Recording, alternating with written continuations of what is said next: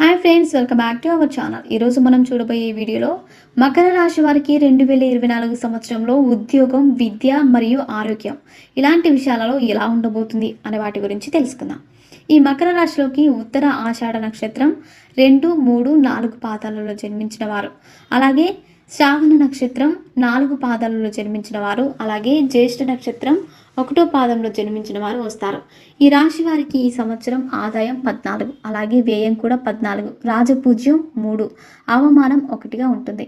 ఈ మకర రాశి గల భార్యాభర్తల మధ్య ఈ 2024 సంవత్సరంలో అనుకూలంగా ఉంటుంది. అంతేకాకుండా ఏమైనా కొన్ని కారణాల వల్ల ఇంతకుముందు విడిపోవాలనుకున్న భార్యాభర్తలు కూడా ఈ సంవత్సరంలో మళ్ళీ కలిసే అవకాశాలు అయితే ఉన్నాయి.